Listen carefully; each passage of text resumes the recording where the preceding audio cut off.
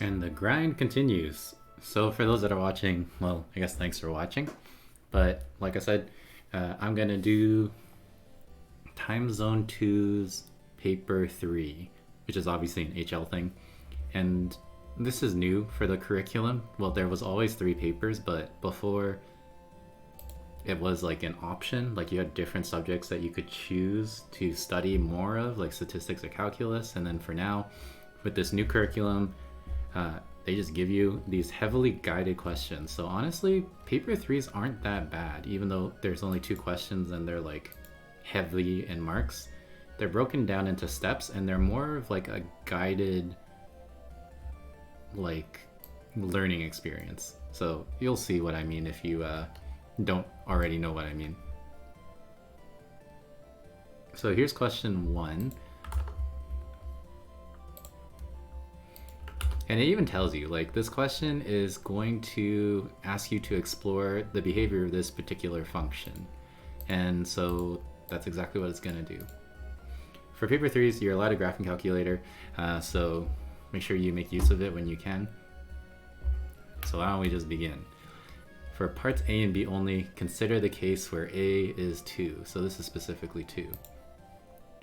Okay, for F1, then we have this, sketch the graph, stating any axes, intercepts, and coordinates of local or maximum points. So this is just a pretty standard parabola. You have an x-intercept at 0 from this factor of x, and you have another x-intercept at 2, which means you have a vertex at 1 because it's going to be in between the 2 x-intercepts. And if I were to plug in 1, I would get, well, 1 times 1.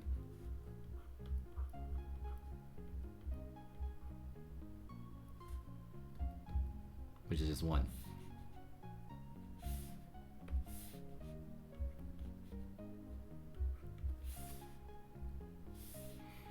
Okay. And then here's my little parabola. That's pretty straightforward. Good enough. And then what's next? Hold on, I'm gonna change music a little bit. Whoa. I do not want this. I want relaxing. Yeah. Okay. Next up. Now we're gonna consider in general for some n, and then n is gonna be positive, obviously more than 1. Use your graphing display calculator to explore the graph for odd values, even values, okay? So we're just gonna do that. For the sake of time, I'm just gonna use Desmos, which is an online graphing thing. So what we're gonna do is, for odd values of n for this function, so x to the power of 3, and then 2 minus x to the power of 3. And as you can see, it makes this. And then we're going to compare that to x to the power of 5, the next odd number.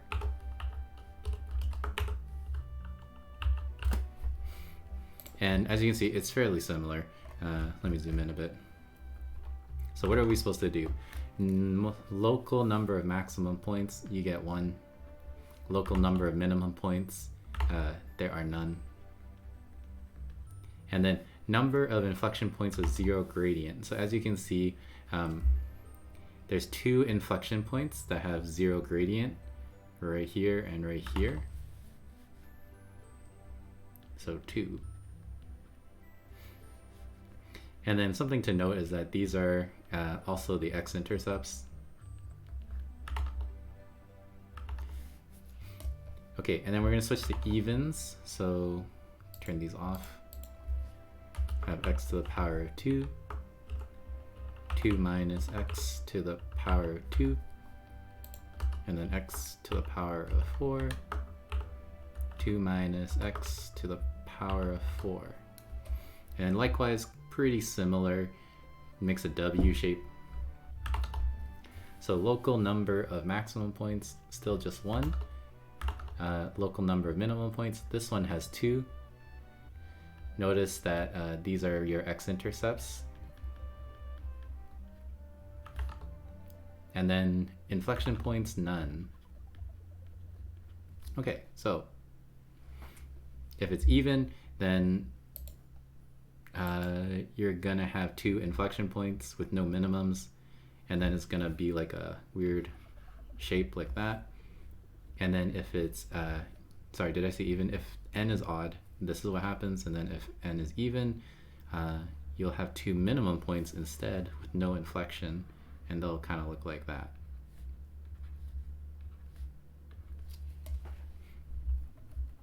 Okay. And that's just something to take note of because, you know, where is the exam?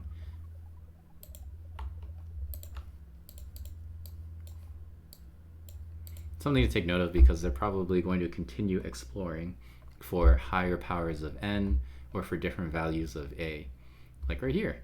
So now a is no longer just 2, it's any real positive number, and n is more than 1. So what are we doing here?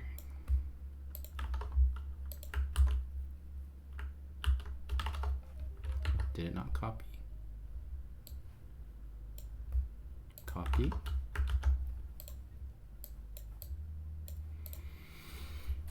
Okay, show the derivative is this.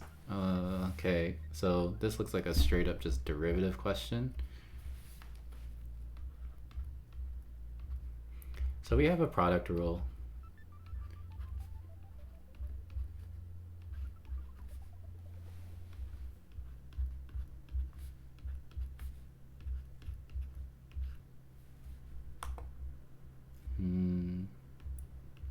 N a minus x or n minus 1, and then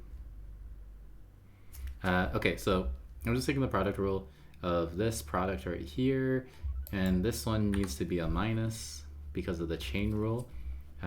Right here, the derivative of this will be -1, so I'm just going to write it right there. And all we need to do is write it like this.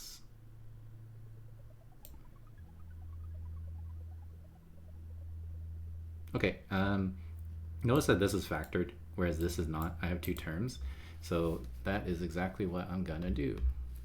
First off, they do have the common factor of n, so I can factor that out, which is what I need to do right here. I need to take out a common factor of x n minus 1. So this has an x n minus 1, and then this one technically does right here. This you can consider as x n minus 1 times another x. And then you can, if you want to, write to the power of 1, because these 2 exponents added together will make the x to the power of n. So I take that out as well.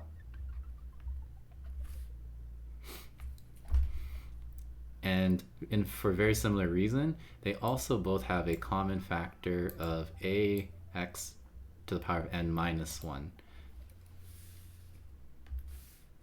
So this one right here, these 2, and again, same thing, ax to the power of n is the same as a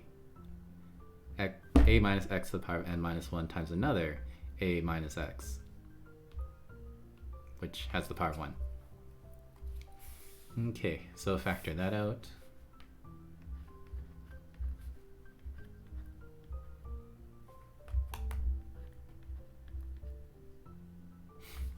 And then let's see what we're left over with.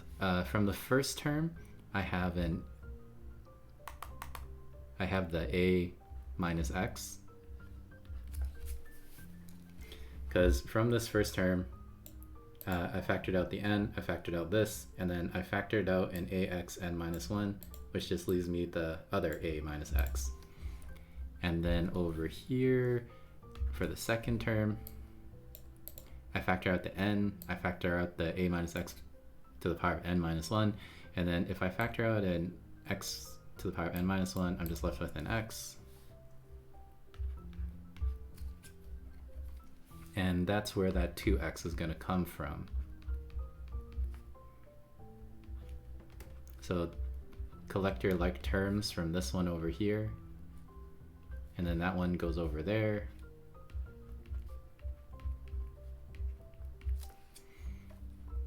And then you're done.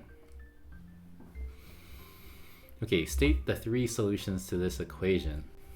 Okay, good thing we factored it.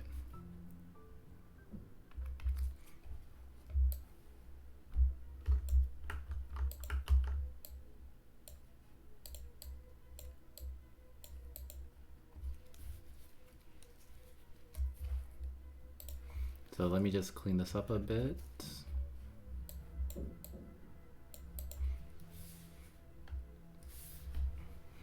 Okay, solve this for when is equal to 0. Good thing it's factored. Then that basically means either x could be 0 from this one, x could be a divided by 2 if you're to solve this factor for being 0, or this one in here, x could be just a. So here are my three solutions. And then again, notice the structure of this. Like, they kind of gave you this, so if you couldn't derive this, then you could at least use it. So that's what I meant by it's like heavily guided step by step. And yeah, it'd be nice if you could figure out the previous step, but generally they kind of give it to you, so that's fine. Okay, and then show that this point on this graph is always above the horizontal axis. So if it's above the horizontal axis, then we basically need to show that this is greater than 0, that it's going to be a positive value. Okay, so we're going to plug in a over 2 into our function right here.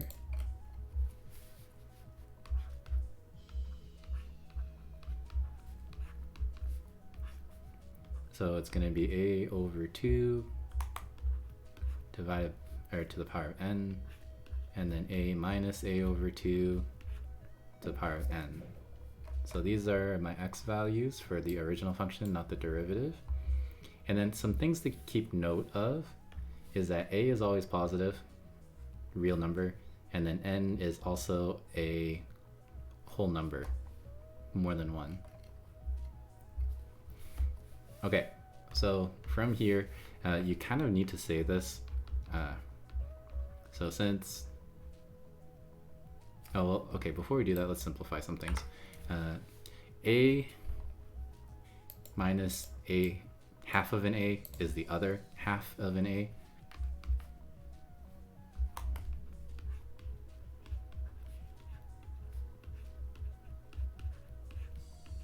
And then this is just going to be a over 2 to the power of 2n. Okay, and then from here, there's a lot of ways to show that this is always going to be positive. But here, let's do this.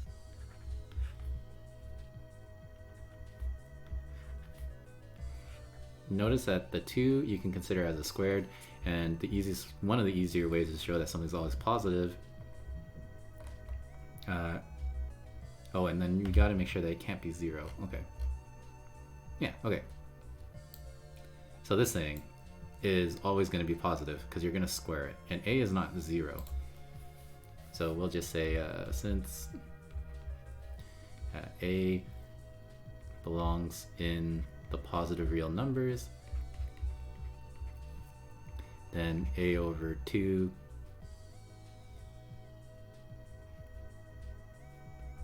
okay, let's just do this in steps, is going to be positive. And then this means that a over n is going to be positive, which also means that a over 2. Honestly, I don't even know if you need that middle step,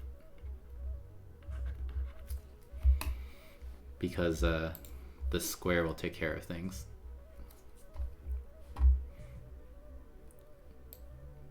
As long as we know that this ain't 0, and it's not because of this, then we're fine. When we square, well, when we divide by 2, it's still positive, and then when we square whatever, we raise it to the power n, we square that number, it's going to be positive. Just say something like this. Okay, and then so you should make your conclusion. So a over 2 and then f at a over 2 is always above the x axis. Okay, and then this point right here. So remember our graph when a was 2. Like this we consider 2, which I'm going to just roughly call a. The other root is always 0.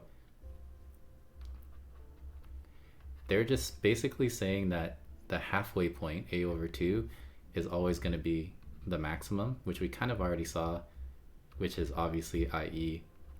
above the x-axis.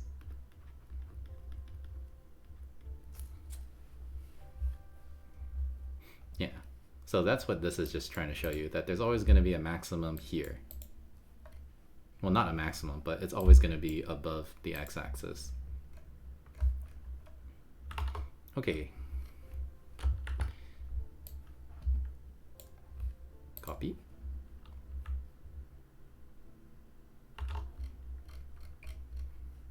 Next up.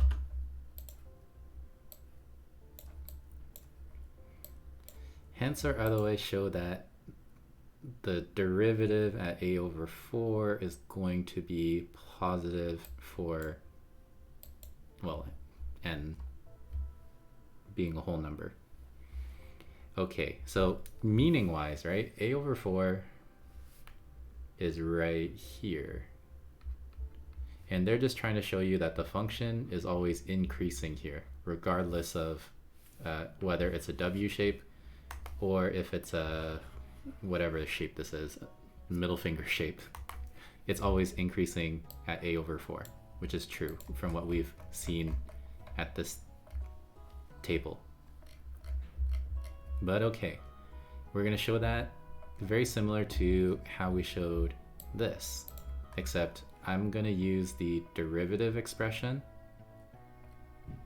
right here.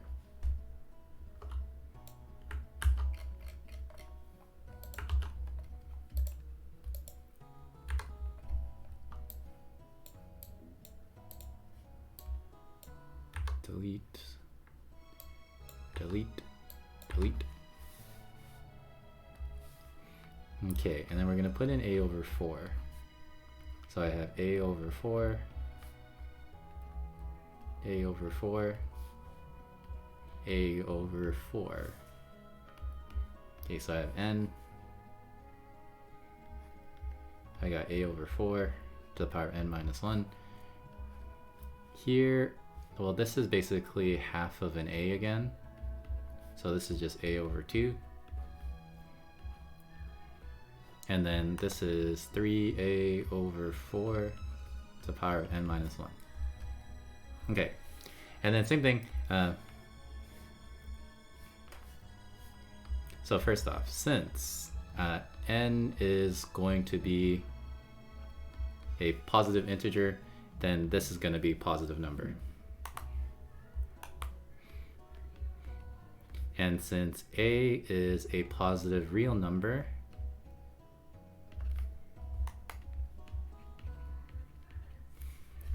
then obviously a over 4 is positive, which means that a over 4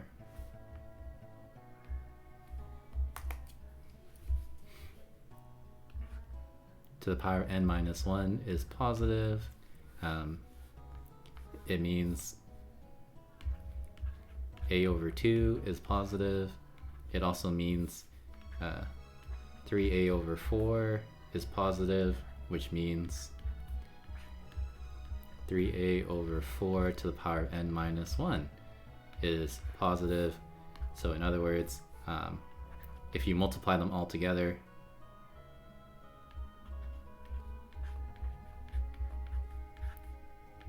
it should be positive.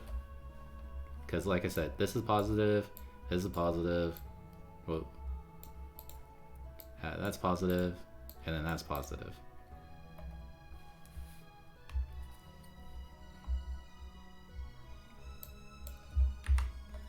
And then just to drive home the point, I'm going to restate that fn prime is equal to the product of these. And they're all positive, so the product has to be positive. Okay, and then from there, by using the result of part f and considering the sign of f prime at -1, show that the point 0, 0 of the graph is a local minimum for even values of n. Okay, so remember for even values of n, it made that W shape. So we're just trying to show that this is a minimum. And the way we do that is from part f, we've shown that a over 4 is positive. So remember, this is a, this is a over 2, and then this is a over 4. And we just shown that this is always positive, so we're always increasing, right?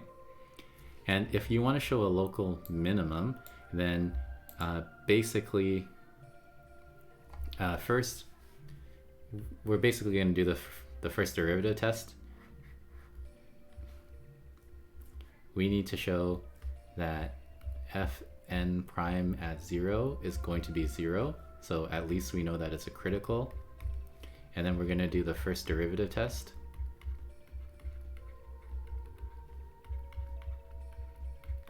Which means that this is why they're asking you for f of -1. So -1 is somewhere over here. And if we find out that this is negative, then that means that the function is decreasing as it approaches your critical point. And then once it reaches your critical point, afterwards it increases, which is the first derivative test, which means that it's a minimum, local minimum. Okay, so that's what we're gonna do. So first, f prime at 0 is going to be 0. So i.e. critical point, 0, 0 is crit.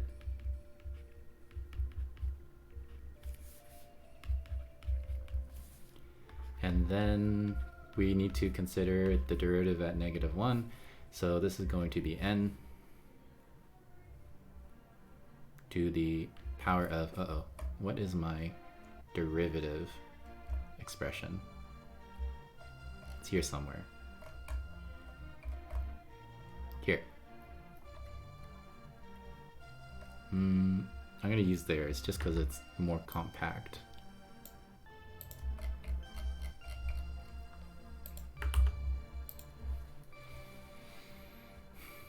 Okay, so this is a minus 2. Oh, oops. Okay, hold on. Oop. No, I did not want to undo.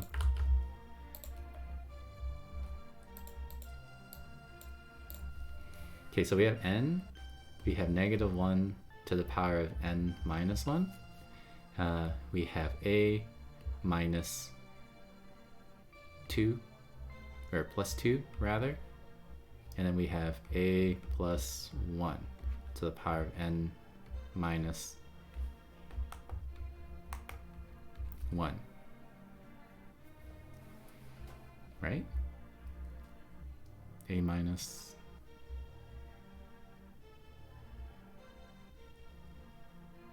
okay.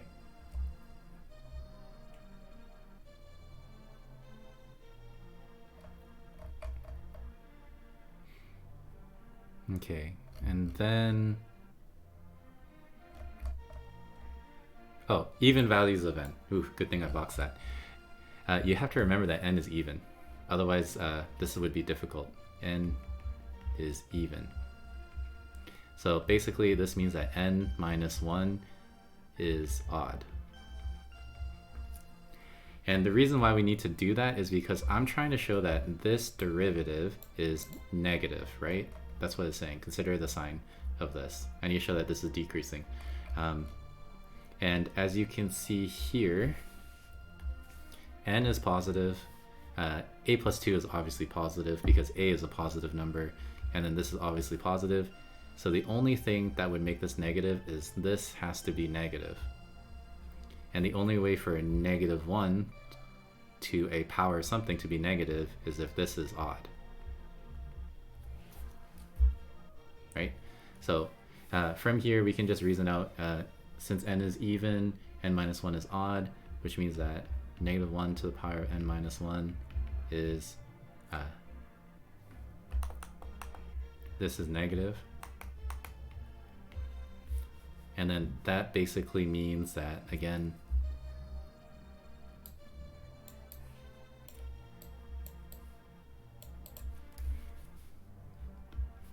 your entire derivative is going to be negative here. So in other words, f at 0, well, let's do the full coordinate.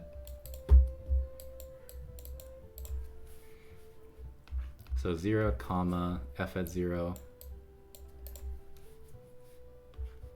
is a local minimum.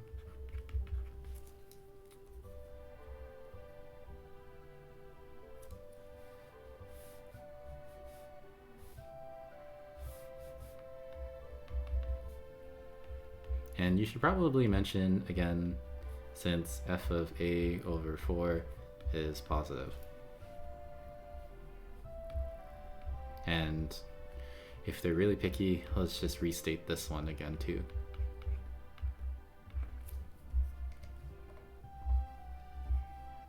Yeah, I don't know, that's probably good enough. Okay, next up. Yeah, I figured. We're gonna show that this point is, oh, why did I write it like this? We already know that this is 0. Okay, and then the other way around is very similar. We are going to show that this is a point of inflection with 0 gradient when n is odd. Okay. So very, very similar example, very, very similar reasoning.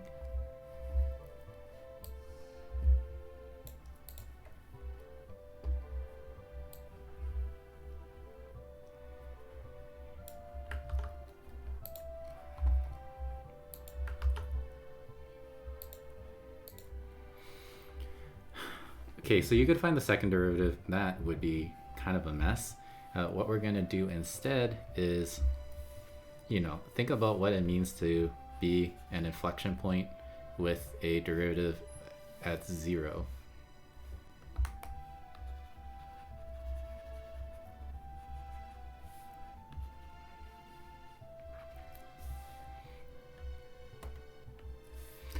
So again, if this is about n being odd, then we already generally know what kind of shape that makes. It'll be concave down, it'll flatten out, and then it'll turn into concave up. So whoop, whoop.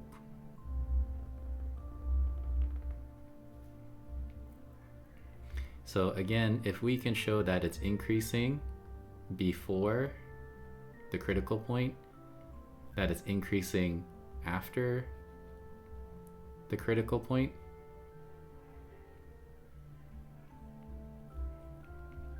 and then show that it flattens out at the critical point, well, that's the definition of a critical point, then it's an inflection point.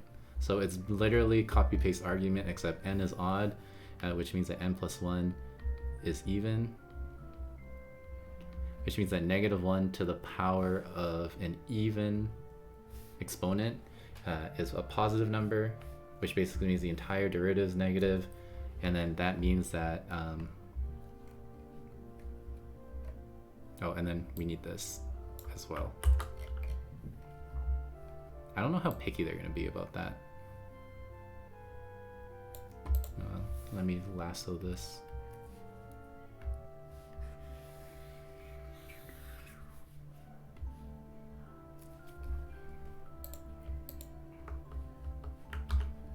Okay, I don't know if this is redundant because you already showed that it was a critical point earlier, but it's a critical point, and then n is odd, n minus 1 is even, -1 to the power of an even exponent is positive, which means that the entire derivative at -1 is going to be positive because, like I said here, this is positive, that's positive, and that's positive. So, i.e., this is an inflection.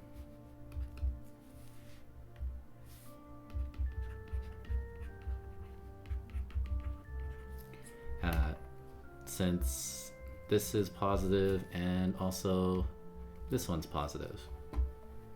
Easy. If you, again, you know what you're doing.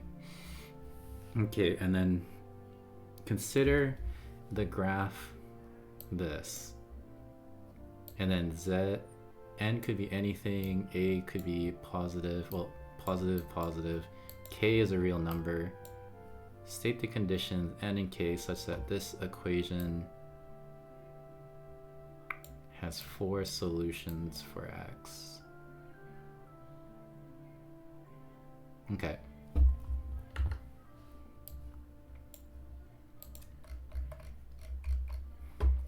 So we're trying to solve this,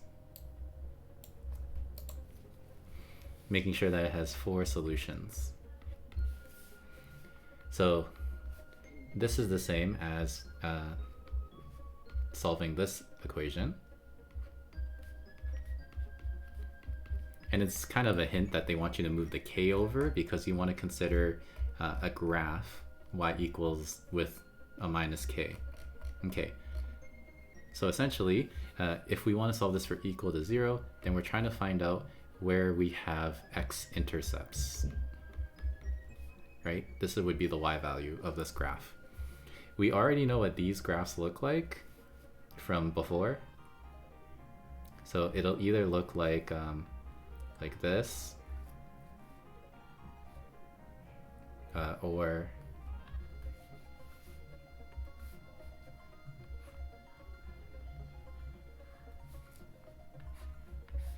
it'll look like this. And then if you just think about it, this is basically a function transformation. It's a vertical translation.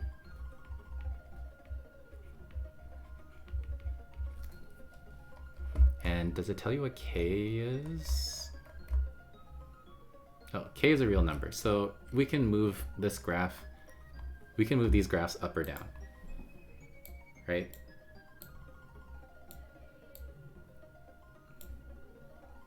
Okay, let me draw that one a little better.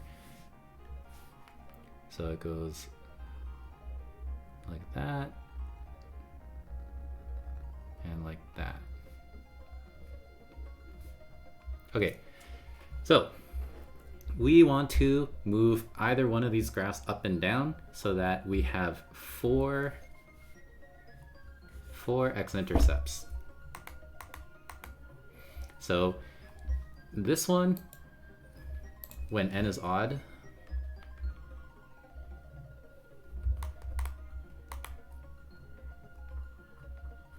is impossible, because if you move it down anymore, then you're gonna have 2, and then if you move it down too much, you'll get 1 or none. And then if you reset it back to here, if you move it up, you still only have 2. So regardless of how you move it up or down, you cannot get 4 x-intercepts. And hopefully you can see that right away from the shape. The only way you can get 4 x-intercepts is if you have the W shape. Ah. So for n even. Okay, and then there is a limit to how far you can, well, okay, first don't move it up. You want to move it down. If you see, if I move it down like there, I have 4 x-intercepts, 1, 2, 3, 4. However, if you move it down just enough, you move it down this much, whatever the local maximum is,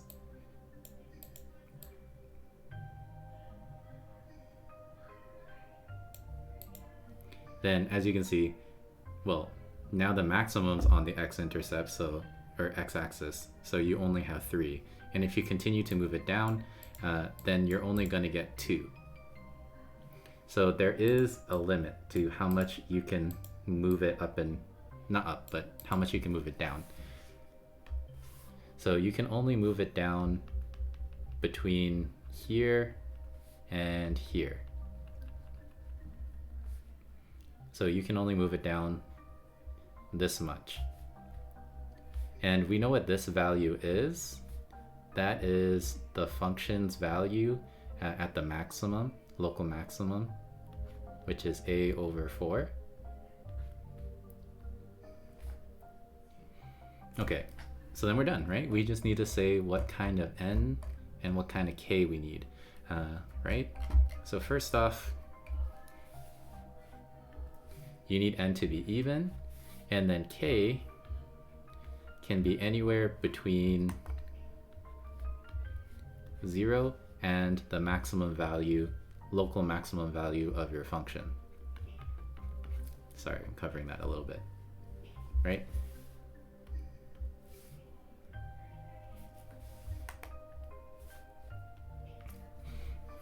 And the minus is part of the expression, so don't worry about that, right? Anywhere between 0 and the maximum value, you will move this graph so that it'll have 4 x-intercepts. See, not that bad. And then next one. So now we're going to investigate the geometric property involving the roots of the equation complex number z to the power of n equals 1. All right, here we go. Jeez, so much intro. Okay.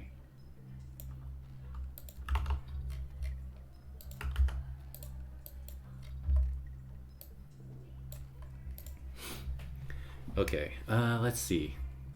So this is a pretty typical thing. Start small. Let's talk about n being 2.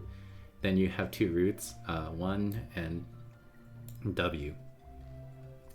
And then the root 1 can be represented by a point p naught. And then the second root, w, is actually omega, but w can be represented by point p.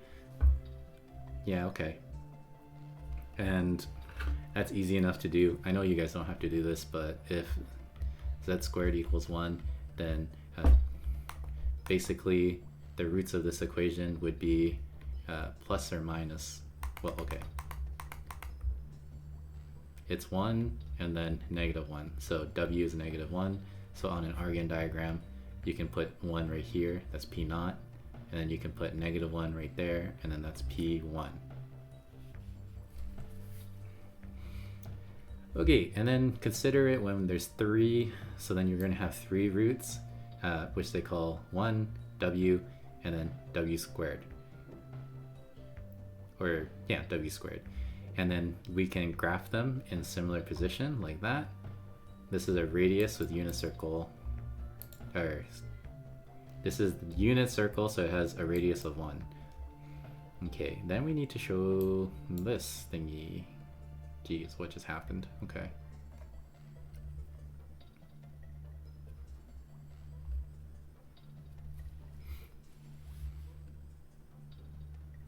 Okay,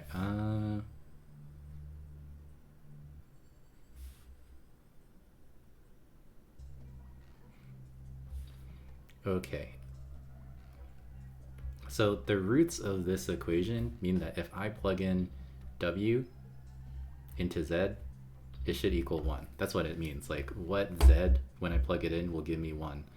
So we have w right here, and then that means that w minus 1 equals 0. And I want to do that because this is the right side, right here. Okay? So that means that w, the left side, w minus 1, wait. Oh shoot, I'm getting ahead of myself. Anyways, I'm actually doing part II.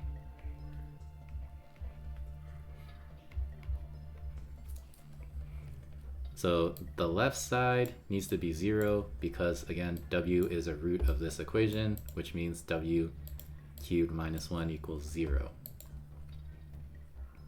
Okay, and then since w is not equal to 1, because 1 is p naught, w is p1, and then that obviously means that this thing has to be the 0, the part that's equal to 0. Anyways, this one we just need to show this, right? So why don't we just multiply this out? Jeez, jumped ahead of myself.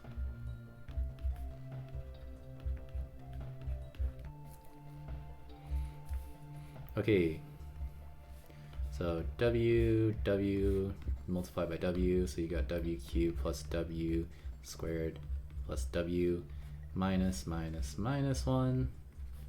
minus w squared minus w minus 1, and then cancel, cancel, cancel, cancel. So as you can see, w minus 1. Sorry, I did this backwards order.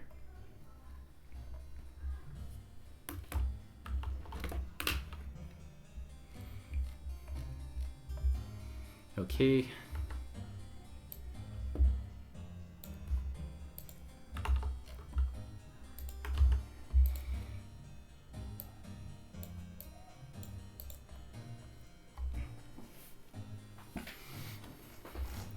Then we're gonna connect them like this, and then let this be the length of this one, this is the length of that one, and then we need to show that when we multiply the two together, we get 3.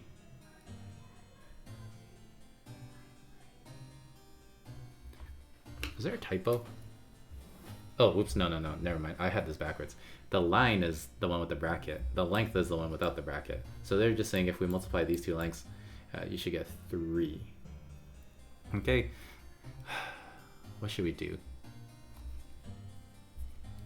I guess we could find the lengths. Okay, let's find the lengths.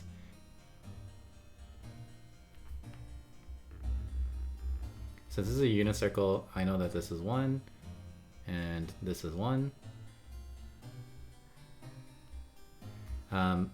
Because it's an equilateral triangle, I know that this angle right here is 60 degrees, so pi over 3, which means that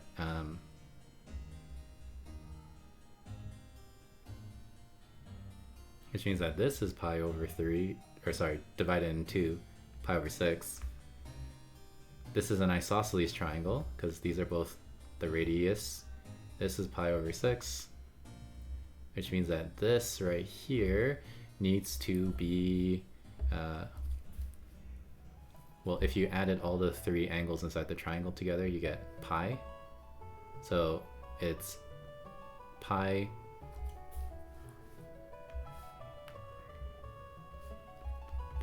minus 2 pi over 6 minus the other angles, that's 4 pi over 6, which is just pi over 3.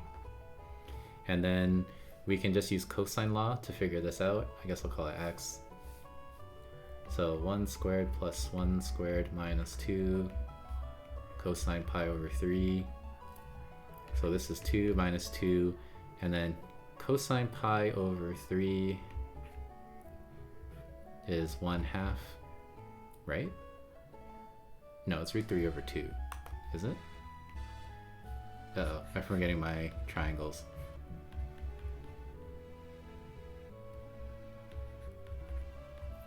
Oh, it is 1/2.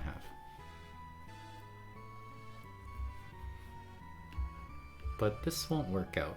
Did I mess something up?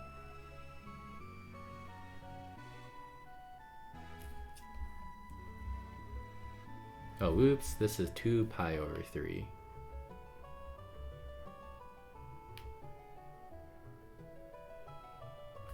which means that this is 2 pi over 3, which means that this is negative 1/2.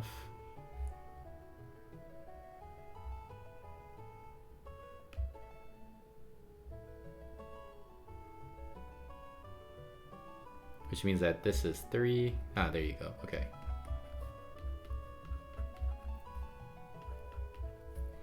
Which means that x, which is square root of 3. So then this is just square root of 3 times another square root of 3, which is 3. Okay. Now, let's consider the next case. By factoring this or otherwise, we need to deduce this, where this is going to be this. Okay, we're gonna take inspiration from here, right?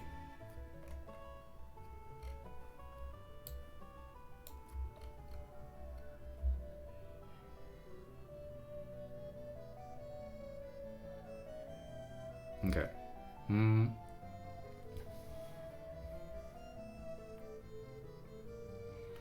So we're going to factor this in a very similar fashion as this, but with z's instead. And then if you don't know how to factor, then we can also do a polynomial long division.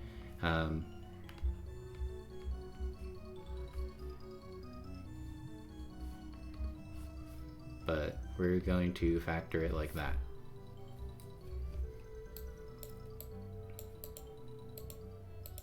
Or you can just reason it out.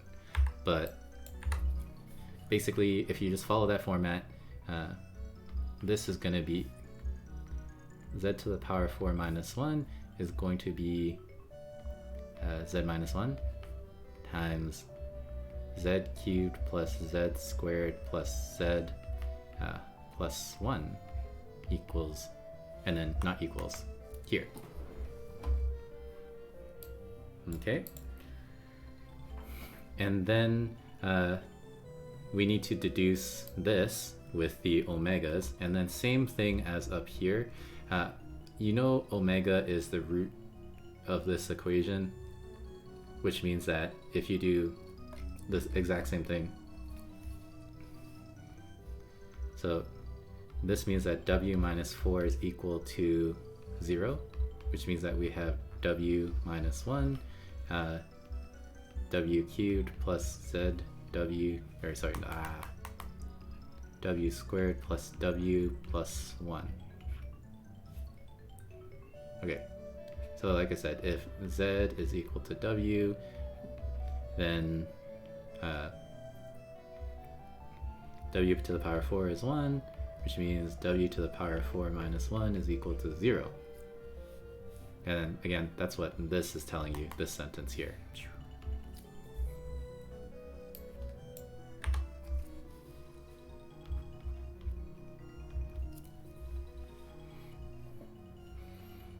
Okay, so like I said, we plug in w into, and we know that the left side should be 0, this should be 0, which means that if I replace z's with w's, this should be 0, and then again, w is not 1,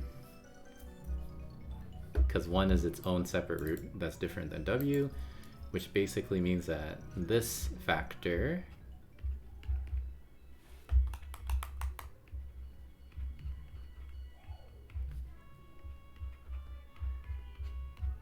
is 0. Again, very, very similar reasoning to what we did here.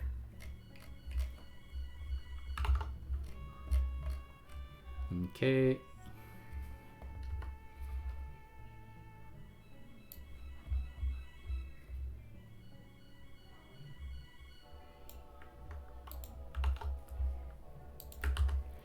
Then we have our 4 roots.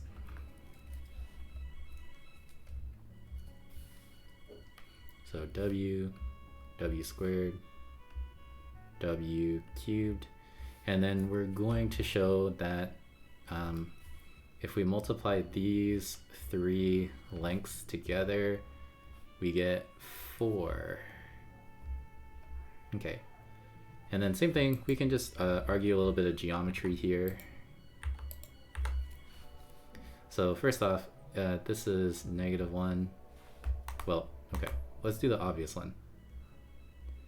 P0 to P2 is 2,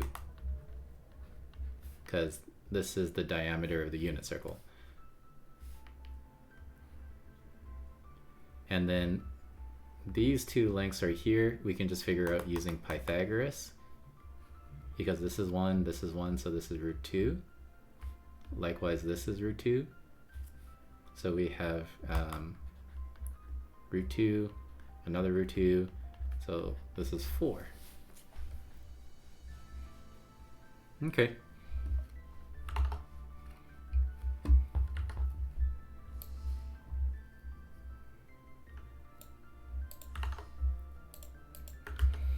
All right, now, if n is 5, then it's going to have these 5 roots.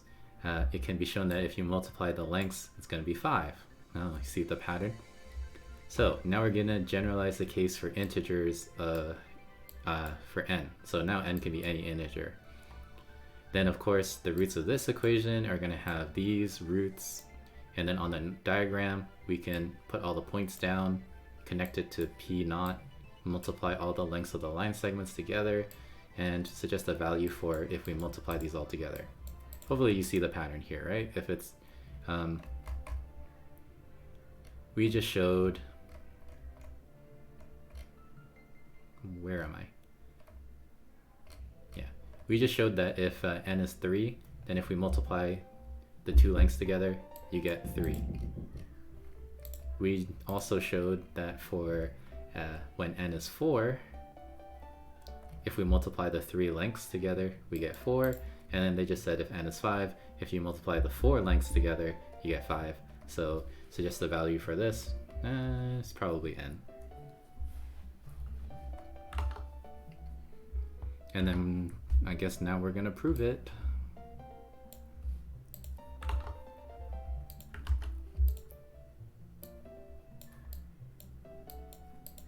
Okay, so this length P0 to P1 can be expressed as this, and yeah, that makes sense. So for the sake of things, this is P0, which we already know is 1, and then let's say that this is P1 over here. So this length, if you consider these as vectors, right, then the line P0 to P1 is 1 minus W, and then so the length is the absolute value of that like vector.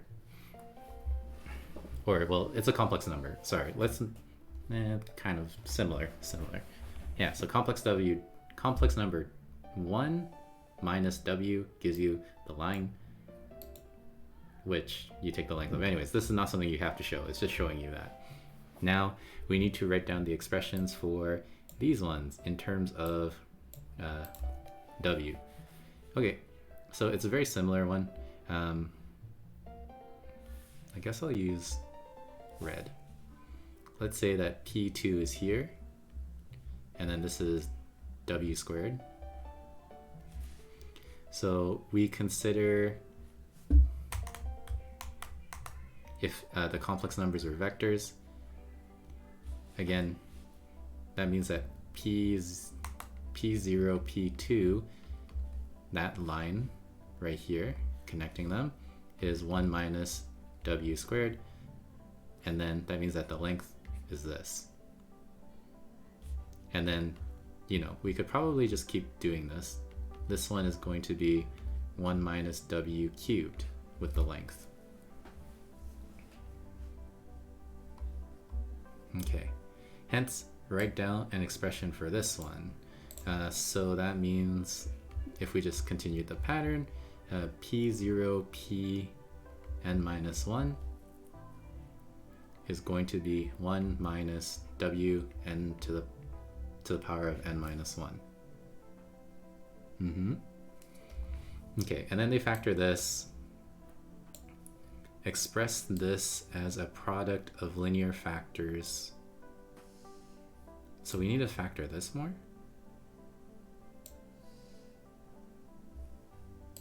Over the set C.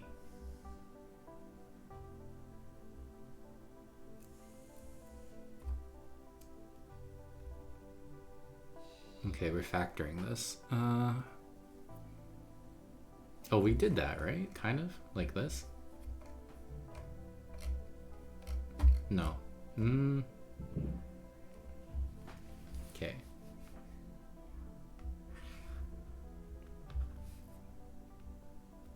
Okay. So this is just an aside, right? But like, let's say you want to solve this, and then you get, you know, x is 2, and this is kind of a bad example, but negative 2. That means that you can factor it as a product of linear factors plus 2 x minus 2.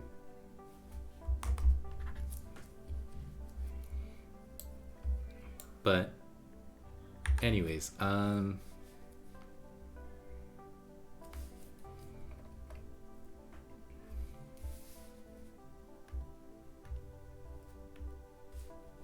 so here are your roots, right? Which means that you can write it as linear factors. Like here's the 1, which is the first root. So we have zn minus 1 is equal to, and then we can just factor this into all its roots. So z minus 1 is the first one, z minus w is the next one, z minus w squared is the next one, and so on and so on and so on. So z minus w and minus 1.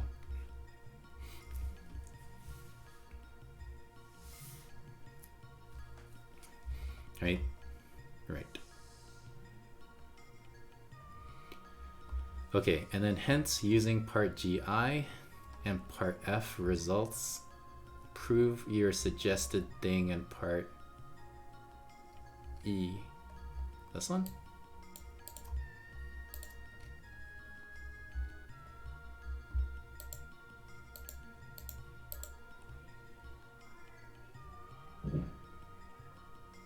Okay. So we're trying to show that this is going to be n. And then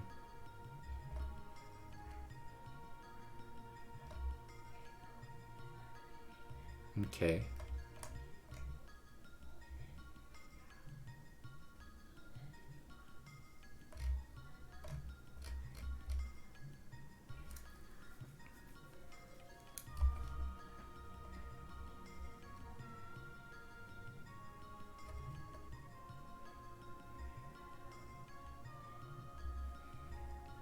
Well, this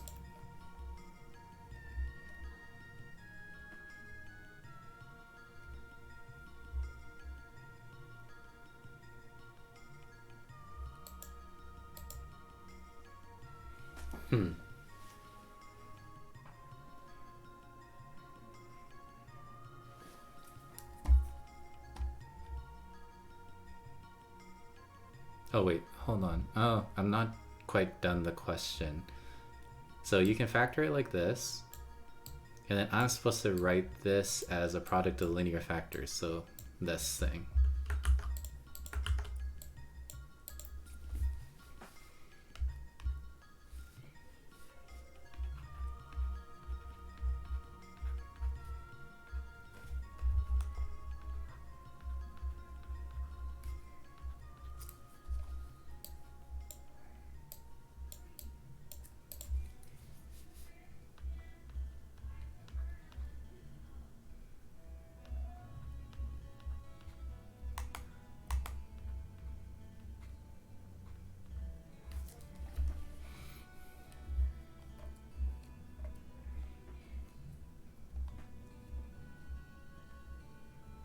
Okay, so this is using GI and then part F results. Part F results. These are part F results here. 1 minus... Okay, so those are over here, right?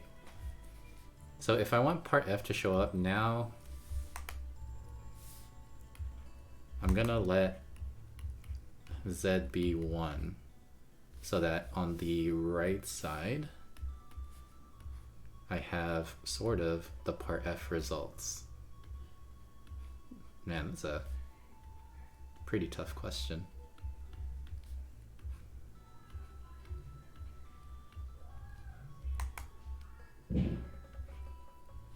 And then on the right side, I have 1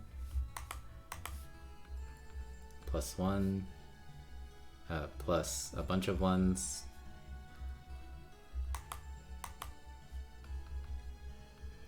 plus a 1.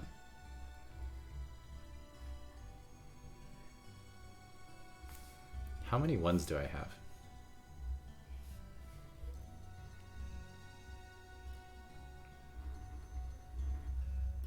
Okay, these ones, there's n minus 1 of them, so that's n minus 1, and then we have the extra plus 1, so I got n.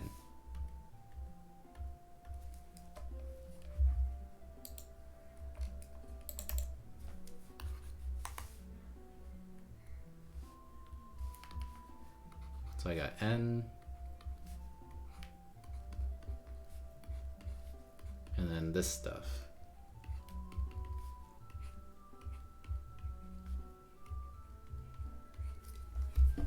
And then this looks kind of close, right? I got it almost equal to n. This is not quite it because I want the absolute, well, not the absolute value, but like the lengths. And, oh yeah, this is pretty straightforward. So what I can do is I can take the absolute value of n, take the absolute value of these guys, and then n is just an integer. It's positive anyways, so the left side is going to be n. And then because this is a product of complex numbers, then the magnitude of the product is the product of the magnitudes. So this is just complex number multiplication. So I can just split this up.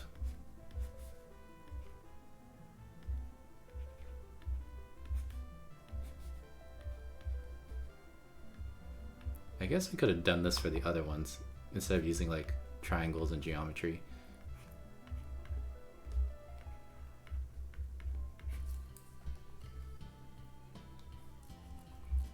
Yeah, if you want the magnitude of the product, then you find the magnitude of each one and then multiply them all together.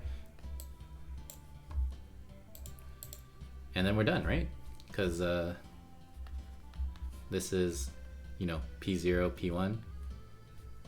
And then this is times P0, P2 times P0, P3 times all the way to P0, Pn minus 1. Okay, and then we proved it. But that's a tough question.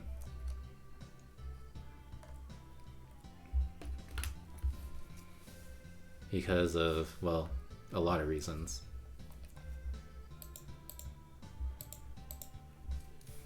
So, since roots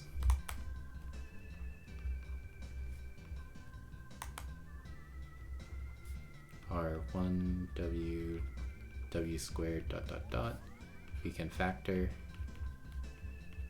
or not, well, write as factors.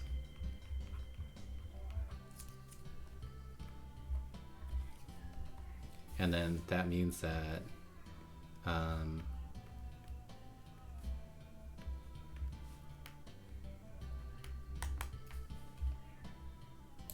trying to select the highlighter, but it's not really working right now. Oh, okay. So that means that this thing has to be these things.